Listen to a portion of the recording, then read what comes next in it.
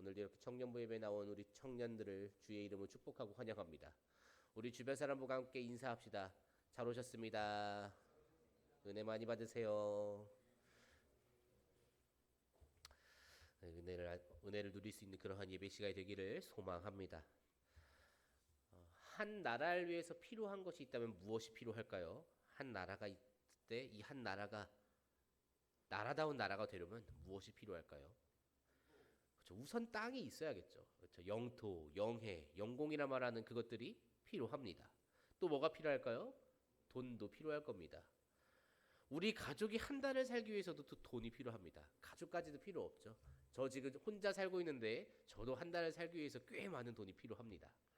한 사람도 그런데 한 달 사는데도 나라는 한 사람이 사는데도 돈이 들어가는데 나라가 살아가기 위해서는 천문학적인 돈이 필요할 겁니다. 그리고 또 사람도 필요합니다. 오늘부터 여기가 우리 왕국이다 라고 했는데 정작 그 안에 사람이 아무도 없으면 그게 무슨 나라가 되고 왕국이 되겠습니까? 아무것도 할 수 없겠죠. 특별히 나라를 세우기 위해서, 특별히 나라를 잘 세우고 잘 나라답게 살아가게 하기 위해서 필요한 사람이라고 말할 수 있는 그러한 사람이 있을지를 함께 생각해 보면 좋을 것 같습니다. 나라를 잘 세우고 좋게 만들어갈 수 있는 방법, 그러기 위해서 필요한 사람은 아마 존재할 겁니다. 우리가 읽어온 많은 위인전들이 그것을 증명해 주죠. 위인전에 들어가 있는 사람들만 모여 있는 나라가 있으면 아마 그 나라는 살기 좋을지도 모르겠다라는 생각을 합니다. 어렸을 때 그런 상상을 종종 했었던 것 같아요. 세종의 시대에 이순신이 있었더라면, 광개토의 시대에 정약용과 장영실이 있었더라면 하는 그러한 상상을 한두 번쯤 했었던 것 같습니다. 오늘 말씀은 하나님의 명령으로 인해 성전을 만들려고 하던 때입니다. 조금 더 정확하게 말하면 이제 성막을 만들 때인데 이것을 시작으로 해서 이제 차차 성전이 만들어질 건데 성전이 무엇인가요? 성전이 어떠한 건물인가요? 하나님께서 임재하시겠다라고 약속하신 장소입니다. 굉장히 중요한 건물이겠죠. 굉장히 중요한 장소일 겁니다. 그런 곳을 만들기 위해서 하나님께서 어떻게 역사하시는지 함께 살펴보면 좋을 것 같습니다. 우리가 오늘 말씀을 통해서 제일 먼저 발견할 수 있는 것은 택하신 지도자가 있다라는 것입니다. 하나님께서 임재하실 곳, 특별히 하나님의 백성 이스라엘을 위해서 택하신 지도자가 누구입니까? 바로 모세와 아론이죠. 출애굽 때부터 두 사람은 이스라엘의 지도자였습니다. 모세가 특별히 잘났거나 뛰어났거나 아니면 잘생겨서 혹은 강해서 하나님께서 뽑으신 겁니까? 그렇지 않습니다. 그냥 하나님께서 부르셨고 모세는 그것에 대해서 순종했을 뿐이죠. 그러고 보니 어떻습니까? 하나님께서 부르셔서 하나님 말씀대로 따라갔을 뿐인데 정신을 차리고 보니까 60만이 넘는 아주 많은 인원을 모세가 지도하고 있었습니다. 감사하다고 해야 할지 부담스럽다고 해야 할지 참 다행이라고 해야 할지 모르겠지만 모세는 그렇게 자신은 원하지 않았지만 하나님께서 부르셔서 60만이 넘는 이스라엘을 통치하고 그들을 다스려야 했습니다. 정말 다행히도 모세는 왕족 출신이었습니다. 정확히도 왕족으로서 자란 사람이었습니다. 그렇게 어쩌면 이 인원을 통솔할 수 있는 유일한 히브리인이었을지도 모르겠습니다. 그 모세가 하는 일이 무엇인가요? 하나님의 말씀을 듣고 그 말씀대로 백성들에게 전파하고 가르칩니다. 하나님께서 명령하시는 것들을 백성들에게 선포하는 것, 그것이 이스라엘의 지도자인 모세가 하는 일이었습니다. 모세의 이러한 모습을 통해서 우리가 알아야 하는 것은 진정으로 하나님 나라를 세우고 싶다면, 진정으로 하나님의 나라를 이루어내고 싶다면 우리의 입은 우리의 생각을 말하는 것을 조심해야 한다라는 것입니다. 다시 말하면 우리의 입은 오직 하나님의 말씀으로 채워져 있어야 한다는 것이죠. 말씀을 선포하고 하나님의 말씀을 전달해야 합니다. 사랑과 은혜, 하나님과 관련된 그러한 것들을 말해 주어야겠죠. 그것이 하나님께서 세우신 사람의 특징입니다. 출애굽기 35장 1절 말씀만 보더라도 알 수 있습니다.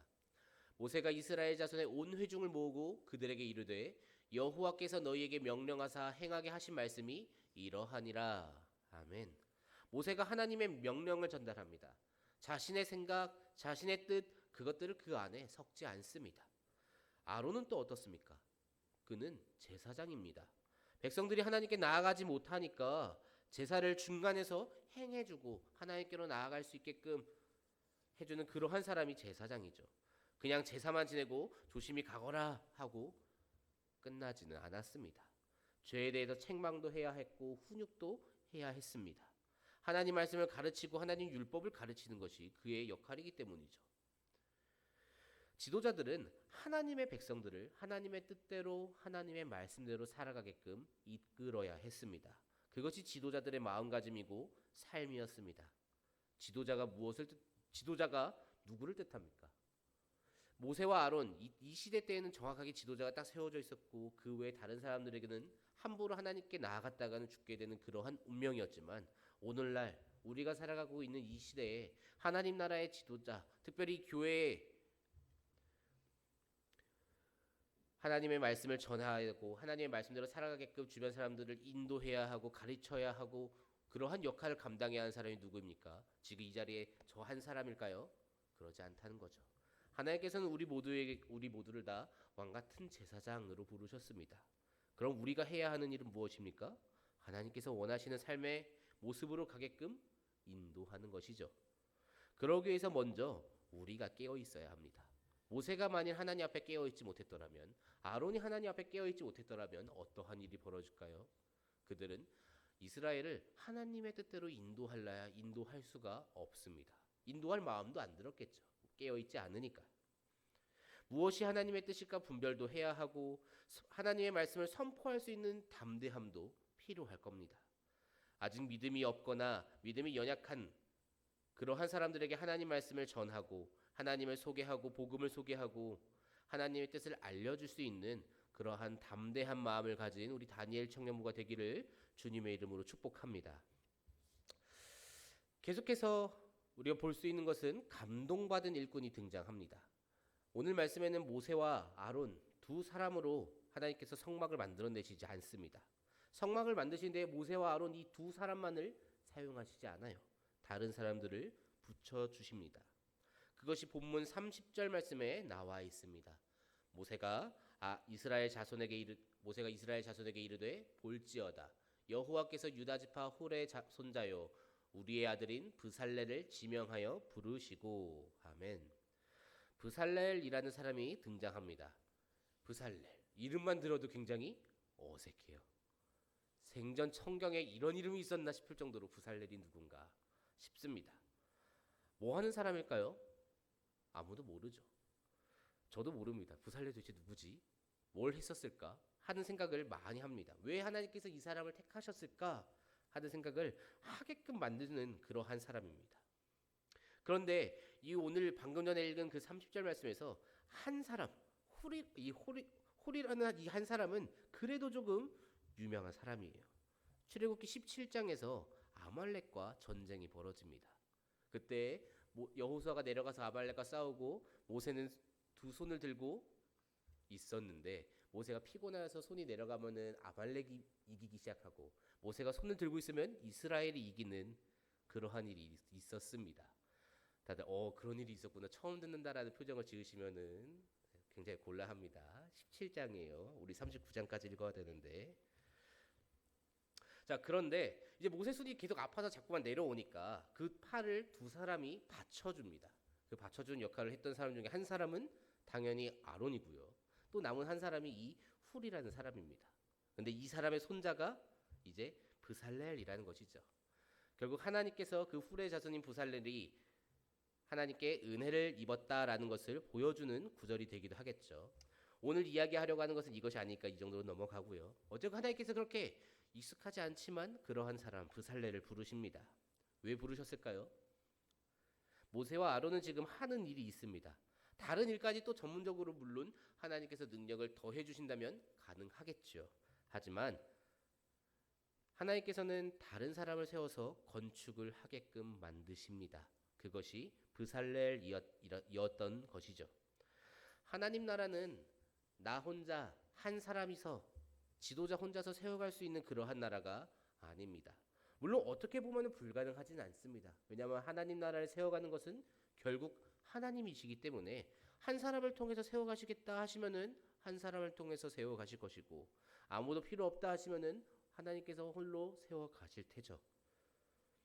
사람이 잘하건 못하건 하나님 나라는 어쨌건 세워질 수 있습니다. 그러나 그 일에 동참하느냐 동참하지 않느냐 하는 차이는 반드시 존재하겠죠. 모세 혼자 일하고 하나님께서 하나님 나라 이루어 가실 수 있었습니다. 그러나 하나님께서 원하시는 하나님 나라는 그러한 나라가 아니었습니다. 다른 사람에게도 역할이 필요했습니다. 지금도 그러하죠. 하나님께서는 각 사람에게 알맞은 달란트를 주십니다. 그리고 그 달란트로 교회와 예배를 섬기게 하십니다. 왜 그렇습니까? 그것이 하나님께서 교회를 세워가시는 방법이기 때문입니다. 아무 자격 없고 아무런 능력 없는 우리지만 하나님께서 택하신 백성들이 다 같이 교회를 세워가시기를 우리 주님께서는 바라고 계십니다. 그래서 달란트를 주십니다. 그것처럼 오늘 말씀도 바라본다면 조금은 이해가 빠를 것 같습니다. 부살레를 부르십니다. 그리고 무엇을 하십니까? 그것이 31절 말씀에 나와 있습니다. 하나님의 영을 그에게 충만하게 하여 지혜와 총명과 지식으로 여러 가지 일을 하게 하시되. 아멘. 무엇이 충만하여진다고 쓰여 있습니까? 하나님의 영이 충만하여진다라고 쓰여 있습니다. 그로 인해서 그가 지혜와 총명과 지식으로 인해 여러 가지 일이 가능해진다라고 기록되어져 있습니다.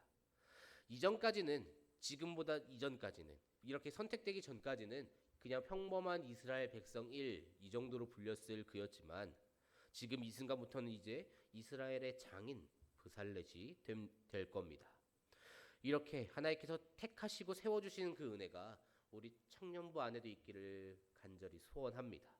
브살렛이라는 사람을 택하셔서 지혜와 총명과 지식을 주신 것처럼 우리 청년부에도 지혜와 총명과 지식을 더해주시기를 소망합니다. 특별히 다니엘이라는 이름을 사용하는 것만큼 더더욱 지혜를 받기를 간구합니다. 그래서 여러분이 꼭 우리 교회를 함께 세워가는 우리 다니엘 청년부 되시기를 주님의 이름으로 축복합니다. 말씀을 정리하려고 합니다. 하나님께서는 성전을 위해서 지도자와 일꾼을 택하셨습니다. 그리고 그들에게 필요한 능력을 더하십니다.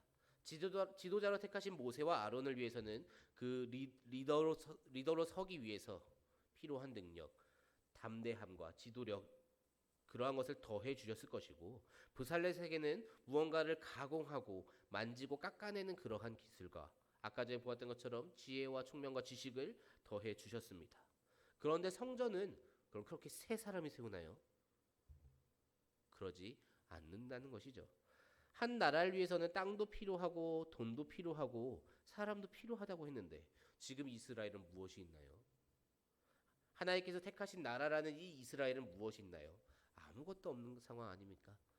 60만이라는 사람은 가지고 있다라고 말할 수 있을지도 모르겠습니다. 그런데 이스라엘은 지금 사실 출애굽에서 나온 민족이기 때문에 사실상 손에 쥐고 있는 것이 아무것도 없어요. 별로 없는 물질과 말도 듣지 않는 사람들과 존재하지 않는 땅, 그것을 놓고 하나님께서 하나님의 나라, 하나님의 백성이라고 말하고 계십니다. 그런데 이제 이 이스라엘이 그 별로 없는 그 돈을 자원해서 모으기 시작합니다. 그것을 모으다가 36장에서는 그것이 이제 넉넉해서 남을 지경이었다라고까지 말을 하고 있습니다. 사람도 모입니다. 35장 34절 말씀에 보면은 한 사람이 더 등장을 합니다. 또 그와 단지파 아이사막의 아들 오홀리압을 감동시키사 가르치게 하시며, 오홀리압이라는 사람이 등장합니다. 그리고 이 뒤로 말씀을 가만히 들여다보면은 지혜롭고 총명한 사람들이 모여서 성소를 위해, 이 성전을 위해서 일한다는 것을 볼 수 있습니다. 무슨 말인가요?